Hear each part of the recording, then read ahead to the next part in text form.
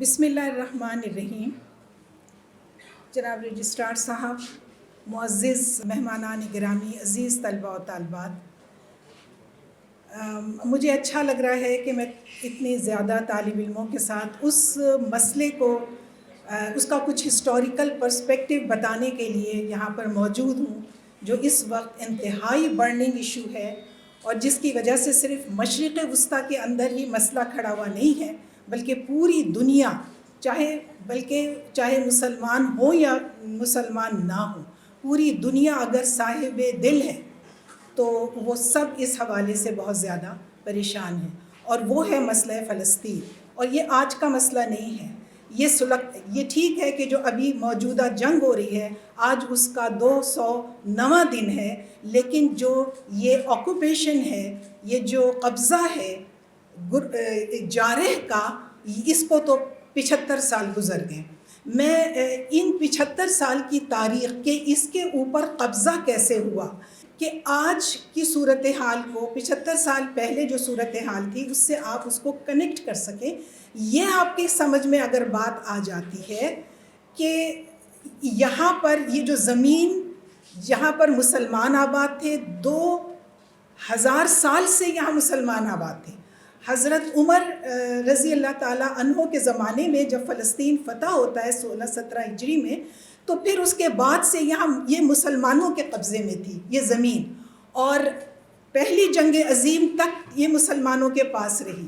پہلی جنگ عظیم میں جب ڈسممبرمنٹ ہوتا ہے آٹومن امپائر کا، تو پھر یہ جو علاقہ ہے یہ مسلمانوں کے ہاتھ سے نکلتا ہے اور اس کے اوپر غاصب قوتیں آ کر بیٹھ جاتی ہیں۔ تو یہ کیسے ہوا؟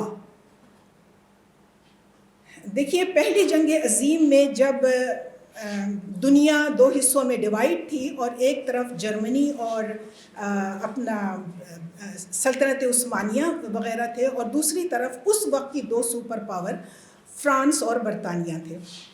جنگ جب شروع ہوئی ہے تو کافی حد تک ان کی فتح ہو رہی تھی، آٹومنز کی، اور ایکسس پاور کہتے ہیں ان کو، محوری طاقتیں کہتے ہیں، ایکسس پاورز کی فتح ہو رہی تھی۔ لیکن برطانیہ نے ایک ایسی چال چلی جس نے پوری بازی جسے ہم کہتے ہیں وہ پلٹ دی۔ چال یہ چلی کہ اس نے عربوں کو یہ راضی کیا، شریف مکہ کو کہ یہ راضی کیا کچھ سیکرٹ ایگریمنٹس کے تحت کہ اگر آج آپ آٹومن امپائر کے خلاف کے مقابلے میں ہمارا ساتھ دیں گے تو ہم آپ کو ایک عرب ریاست بنا دیں گے۔ جب یہ عالمی جنگ ختم ہوگی، معاملات سیٹل ڈاؤن ہوں گے، اور ایگریمنٹ کرنے کے لیے وہ تیار تھے۔ سال بھر تک ان کے درمیان خط و کتابت ہوتی رہی، عرب مان گئے۔ یہ تھی وہ سب پہلا مسئلہ، یہ تھا وہ پہلا ایشو جہاں سے یہ معاملات خراب ہونا شروع ہوئے۔ اچھا، وہ جو تھے عرب جو تھے شریف مکہ، یہ ان لوگوں نے بغاوت کر دی، یہ LNB وغیرہ یہ سارے اس کے کردار ہیں، اور اس جنگ میں جو فتح ہو رہی تھی ایکسس پاور کو، وہ شکست میں بدل گئی۔ اور 5 سال کے بعد صورتحال یہ ہوئی، جب 1918 میں جنگ ختم ہوتی ہے تو صورتحال یہ ہوئی کہ شکست خوردہ تھی آٹومن امپائر، اور عرب ان کے ساتھ مل چکے تھے، ان کے ساتھ الائٹس پاور کے ساتھ، اور ڈسممبرمنٹ کا وقت آ گیا۔ اب انہوں نے پیس کانفرنسز کرنی شروع کی کہ یہ تیرا اور یہ میرا۔ 2015، 16 اور 17 میں جب کہ جنگ چل رہی تھی، ان کے کچھ سیکرٹ ایگریمنٹس ہوئے تھے۔ اس میں ایک ایگریمنٹ سائکس پیکو ایگریمنٹ تھا، 1916 میں ہوا تھا۔ اس کے اندر یہ وعدہ کر لیا گیا تھا کہ ہم آپ کو، اگر آپ نے ہمارا ساتھ دیا، عربوں سے وعدہ کیا گیا تھا، اگر آپ نے ہمارا ساتھ دیا تو ہم آپ کو ایک عرب ریاست بنا دیں گے۔ سائمنٹینیسلی ان الائٹ پاورز نے، یعنی فرانس اور برطانیہ نے، اسی وقت ایک اور خفیہ ایگریمنٹ کیا۔ وہ بلکہ وہ ایک لیٹر تھا جو بعد میں بیلفور ڈکلیریشن کے تحت 1917 میں فارن آفس سے یہ خط ایشو ہوتا ہے کہ یہ جو ہز میجسٹی ہے، یہ بہت مطلب طمانیت محسوس کریں گے اور اس بات کو فیور دیں گے کہ فلسطین کے اندر ایک یہودیوں کا ایک ہوم لینڈ بنا دیا جائے. جو لفظ استعمال ہوا ہے بیلفور ڈکلیریشن کے اندر وہ اسٹیٹ کا لفظ استعمال نہیں ہوا ہے, وہ نیشنل ہوم کا لفظ استعمال ہوا ہے. اب اس کے پیچھے ایک پوری تھیوری ہے کہ کس طریقے سے نیشنلزم کا جو بیج بویا گیا تھا 17ویں اور 18ویں صدی میں, وہ دیکھیے کس طریقے سے رنگ لا رہا ہے. حالانکہ عرب اپنے آپ کو امت کا ایک حصہ سمجھتے تھے, نیشنلزم کی جو آئیڈیالوجی تھی یہ ابھی بھی ان کے لیے اسٹرینج تھی. ایون دین انہوں نے یہ معاہدہ کیا اور اس طرح ہوا. اب آپ دیکھیے کہ ہوا کیا. پہلی جنگ عظیم ختم ہو گئی.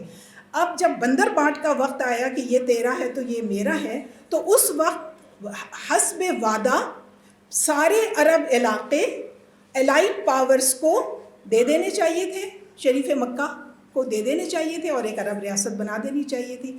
لیکن ایسا کبھی نہیں کرتے. جو بھی استعماری طاقتیں ہوتی ہیں وہ ہمیشہ ڈیوائیڈ اینڈ رول کی بات کرتے ہیں. لہٰذا انہوں نے حصے بکھرے کر دیے. عراق کو الگ کر دیا, وہاں پہ شریف مکہ کے ایک بیٹے کو بٹھا دیا. عراق کو الگ کر دیا. اچھا, اردن کو الگ کر دیا کاٹ کوٹ کے. اردن جو تھا یہ اپنا کوئی الگ ملک نہیں تھا, یہ کبھی بھی الگ ملک نہیں رہا ہے. یہ فلسطین کا حصہ تھا اور فلسطین شام کا حصہ تھا. اس کو کاٹ لیا. اس وقت اس کو ٹرانس جارڈن کہا جاتا تھا. اس کو کاٹ لیا اور کاٹ کر کے یہاں پر یہ جو شریف مکہ تھے ان کے بیٹے کو بٹھا دیا, امیر عبداللہ کو بادشاہ بنا کے بٹھا دیا. ابھی آج کل کے جو امیر عبداللہ ہیں یعنی شاہ عبداللہ ہیں, یہ ان کے پوتے ہیں. اچھا, بلکہ پڑ پوتے ہیں. اچھا, یہ ہو گیا. اس کے بعد شام میں انہوں نے شام کو 4 حصوں میں ڈیوائیڈ کر دیا اور فلسطین کو الگ کر دیا.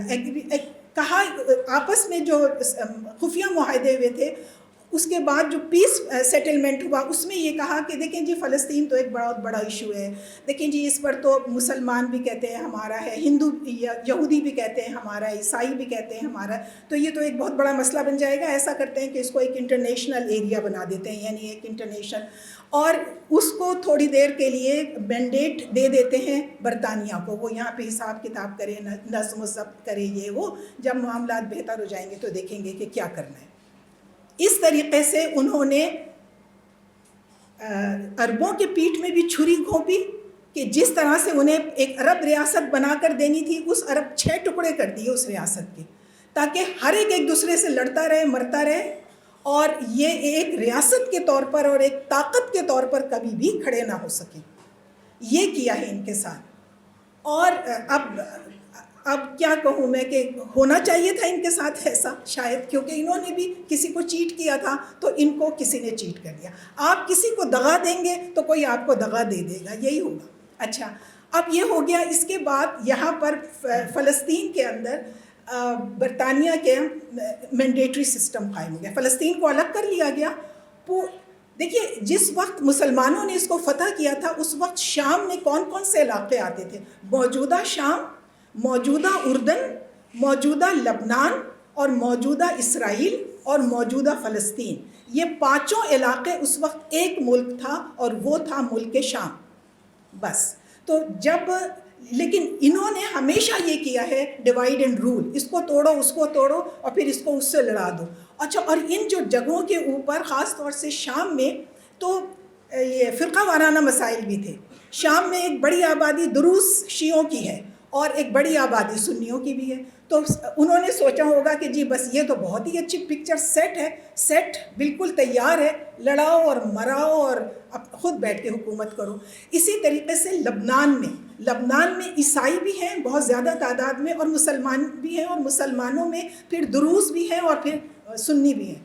انہوں نے سوچا ہوگا یہ بھی بالکل سیٹ پروگرام ہے, ادھر ان کو مارو اور ادھر ان کو. کچھ نہیں کرو تو ایک بندہ مارو اور ان کے علاقے میں ڈال دو اور وہ یہ سمجھیں گے کہ انہوں نے مارا ہے. یہی تو کرتے ہیں یہ لوگ. تو اس طرح سے ایک آگ جو ہے وہ لگ جائے گی. اس طرح سے انہوں نے بہت سمجھداری کے ساتھ, ایول مائنڈڈنس کے ساتھ انہوں نے یہ تقسیم کی اور یہاں پر بیٹھ گئے. فلسطین میں برطانیہ آ گیا 1920 میں, اس کا مینڈیٹ قائم ہو گیا. اب آپ کتابوں میں لکھا ہوا دیکھیں گے کہ واٹ مینڈیٹ از, تو آپ کو بڑی اچھی اس کی اصطلاح کی آپ کو تعریفیں ملیں گی, لیکن اصل میں تو یہ ایک امپیریلسٹک ٹول ہے, یعنی یہ ایک استعماری ہتھ کنڈا ہے کہ جس کی وجہ سے آپ اپنے قبضے کو لیگلائز کرتے. یہ ہے مینڈیٹ. اب برطانیہ وہاں کے بیٹھ گیا. اس زمانے میں اقوام متحدہ نہیں تھی, لیگ آف نیشنز تھی. لیگ آف نیشنز انہی کی بنائی ہوئی تھی. انہوں نے کہا چلو جی ہم نے آپ کی مینڈیٹری گورنمنٹ کو منظور کر لیا. یہاں برطانیہ کی حکومت شروع ہو گئی. 1920 سے 1948 تک برطانیہ یہاں پہ حکمران رہا. برطانیہ نے یہ ایک بات تھی اس کی کہ وہ یہ چاہتے تھے کہ یہاں پر جو, اب آپ یہ دیکھیے کہ یہاں پر جو اس وقت عرب مسلمان تھے نا, فلسطینی عرب جو تھے, ان کی تعداد تھی 90% ابو, 90% پلس تھے. اور یہ جو یہودی تھے وہاں پر اس زمانے میں 8% تھے وہاں پر اس زمانے میں. آج اسرائیل بن گیا ہے اور وہ اکثریت کے اندر ہے. اور یہ ڈیموگرافیکل چینج ہوا ہے, آپ سمجھ لیں 40-45 سال کے اندر, جو چاہے آپ کا حسن کرشمہ ساز کرے. اب کیا ہوا کہ یہاں پر برطانیہ بیٹھ گیا اور اس نے پھر جو حکومت اپنی کرنی شروع کی, تو امریکہ نے اب انٹری, امریکہ فرسٹ ورلڈ وار میں تو نہیں نہ تھا, لیکن بعد میں پھر وہ آہستہ آہستہ ورلڈ پالیٹکس کے اندر اور پاور پالیٹکس کے اندر انوالو ہوتا چلا گیا. اب اس نے ان کو یہاں پر اپنے ہاں, کیونکہ وہاں پر یہودی زیادہ تعداد میں ہیں, اور امریکن جو الیکشنز ہوتے ہیں نا پریزیڈنٹ کے اور فلاں فلاں, اس الیکشن میں ڈیسائسو ووٹس جو ہیں نا وہ جیوز کے ہیں. وہ سسٹم ایک عجیب سا ہے, شاید آپ لوگ مجھ سے اچھا جانتے ہو وہاں کا جو الیکشن کا سسٹم ہے. تو مگر وہاں پر بڑا ڈیسائسو ووٹ مانا جاتا ہے جیوز کا. تو ان جیوز کو وہ اپنے قبضے میں رکھنا چاہتے ہیں. اگر بہت سارے کمیشنز یہاں پر آئے کہ بھئی دیکھو یہاں پہ انریسٹ کیوں ہے, لوگ کیوں, کیونکہ عرب لڑتے تھے ان لوگوں سے, یہودیوں سے, جن کو اللہ کر کے بسایا جا رہا تھا.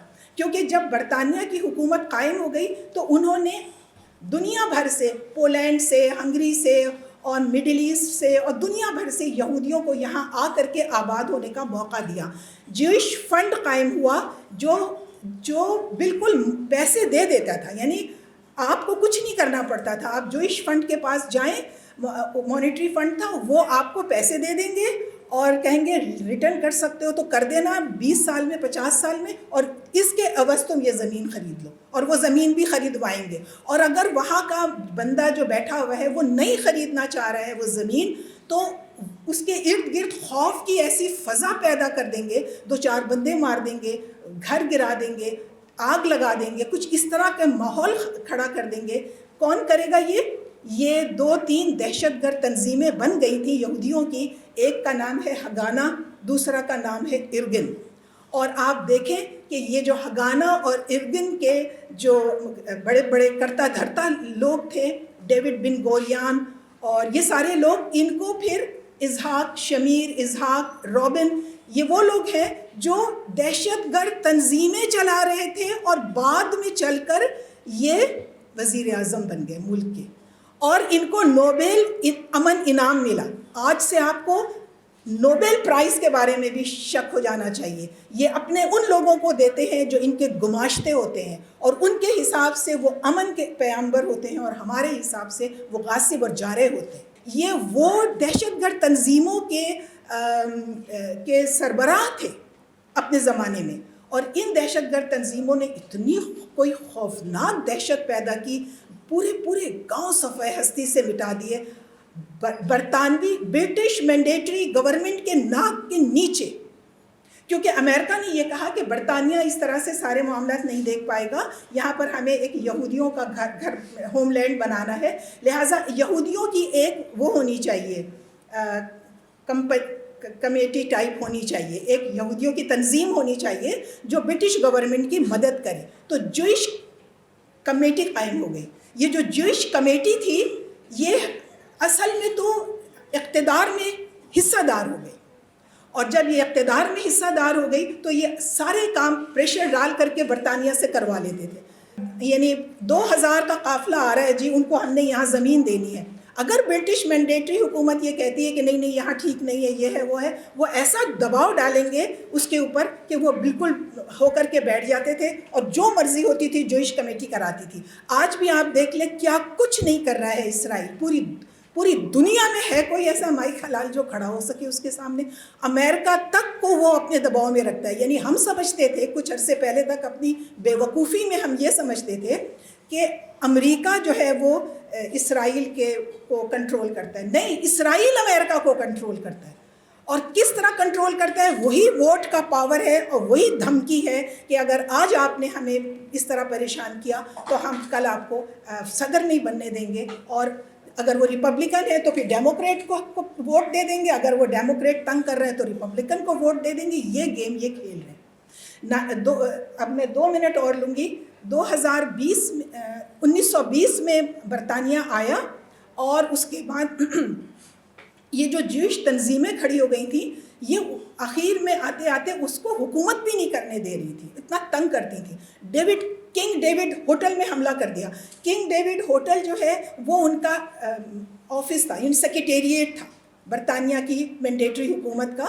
وہ سیکریٹریٹ وہاں حملہ کر دیا، 90 لوگ مار دیے. کس نے؟ ارگن نے. اور یہ ارگن کیا تھی؟ یہ ارگن ان کی ایک دہشت گرد تنظیم تھی، اور اس کے بعد وہ ڈسپرس ہو گئے، ادھر ادھر ہو گئے. کچھ نہیں پکڑے گئے، کوئی نہیں مارا گیا. 92 لوگ مار دیے، جس میں کچھ کافی برٹشرز بھی تھے اور فلسطینی بھی تھے اور دوسرے لوگ بھی تھے. اس طرح کی یہ دہشت گرد کاروائیاں کر کے برطانیہ کی مینڈیٹری حکومت کو انڈر پریشر رکھتے تھے، اور وہ کروا لیتے تھے جو ان کا دل چاہتا تھا.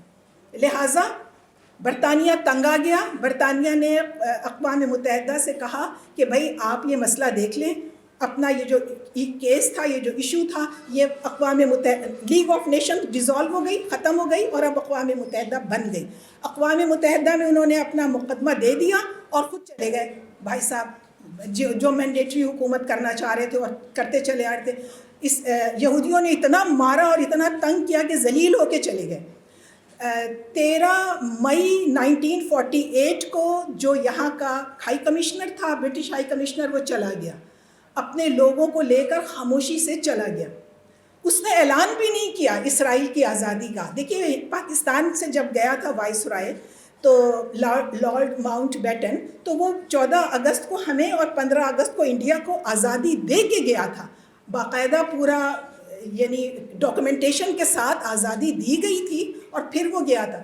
وہاں کا ہائی کمشنر ایسے ہی نکل گیا، رات 12 بجے چپکے سے نکل گیا. اس نے کہا جہنم میں جائیں گے. آج ساری دنیا کہہ رہی ہے یہ جہنم میں جائیں، لیکن وہ جہنم میں جا نہیں رہے. اچھا، پھر اس کے بعد 14 تاریخ کو، یعنی 14 مئی کو، یہ ڈیوڈ بن گوریان جو اس وقت جوش کمیٹی کا پریزیڈنٹ تھا، اس نے اسرائیل کی آزادی کا اعلان کر دیا. اور دلچسپ بات آپ دیکھیے کہ 11ویں منٹ میں 14 مئی 1948 کی رات تھی اور امریکہ میں دن تھا. 11 منٹ کے بعد امریکہ اس کو ایکسیپٹ کر لیتا ہے، تسلیم کر لیتا ہے ایک انڈیپینڈنٹ ملک کے طور پر. اور تھوڑی اسی دن رشیا اس کو اختیار کر لیتا ہے، یعنی اس کو ایکنالج کر لیتا ہے. اس طرح سے اسرائیل وجود میں آ گیا. اس طرح سے 14 مئی 1948 کو اسرائیل وجود میں آ گیا، اور اس کو کسی نے نہیں مانا، عرب ممالک نے نا، تو فوراً حملہ ہو گیا اسی زمانے میں. اس حملے کا نقصان یہ ہوا کہ جو رہے سہے وہاں پہ تھے فلسطینی، انہیں بھی وہاں سے نکلنا پڑا. وہ اس کو نکبہ کہتے ہیں. نکبہ یعنی یعنی بہت ہی بری تباہی، بہت ہی بھیانک تباہی اور پسپائی اور تباہی. اور اس کے بعد سے اور آج تک 75 سال ہو گئے ہیں. اسرائیل ہر لمحے اپنی، کیونکہ استعماری نیچر ہے نا، سامراجی مزاج ہے نا، لہٰذا وہ اپنے آپ کو بڑھاتا چلا جا رہا ہے. اور ایک وقت ایسا آیا تھا 1967 کی عرب اسرائیل جنگ کے بعد، ایک وقت ایسا آیا تھا کہ فلسطین نام کی کوئی چیز روئے عرض پہ نہیں تھی. اس زمانے کی جو اس کی وزیر اعظم تھی گولڈا میئر، اس کا بیان میرے تو سینے میں چھرے کی طرح ابھی تک پھنسا ہوا ہے. اس وقت اس نے یہ کہا تھا کہ فلسطین نام کی کوئی ریاست، کوئی ملک اس دنیا میں ایگزسٹ نہیں کرتا. یہ گولڈا میئر نے کہا تھا 1967 میں اپنی ایک تقریر میں. اور اس کے بعد سے یہ لوگ بیچارے مزاحمتیں کر رہے ہیں، لڑ رہے ہیں، جھگڑ رہے ہیں. کبھی PLO آ جاتی ہے، کبھی حماس آ جاتی ہے، کبھی اسلامی جہاد آ جاتا ہے. اب یہ الگ الگ موضوعات ہیں اس پر. لیکن میری ایک کتاب ہے جو میں نے ایک مہینے میں لکھی تھی. جس زمانے میں یہ جنگ شروع ہوئی تھی تو میں تقریباً دن میں 10 گھنٹہ کام کر کے میں نے یہ کتاب لکھی تھی. اور یہ کتاب آپ کو یہ سارے فیکٹس جو میں نے بتائے ہیں، بلکہ رومن امپائر کے زمانے سے، بلکہ 2500 سال قبل مسیح سے تاریخ فلسطین کی آپ کو بتا دیں گے. یہ دونوں کتابیں میں یہاں پر آپ کے لائبریری میں رکھ کے جاؤں گی. آپ لوگ کو جب بھی وقت ملے، بلکہ نہیں، آپ لوگ وقت نکالیں اور اس کو پڑھیں، اس لیے کیونکہ تاریخ کا جاننا بہت ضروری ہے، تاکہ آپ اپنی زندگی میں تاریخ کے درست رخ پہ کھڑے ہو سکیں. ہمارا سب سے بڑا مسئلہ یہ ہے کہ ہم تاریخ کے غلط سائٹ پہ کھڑے ہو جاتے ہیں. بہت بہت شکریہ.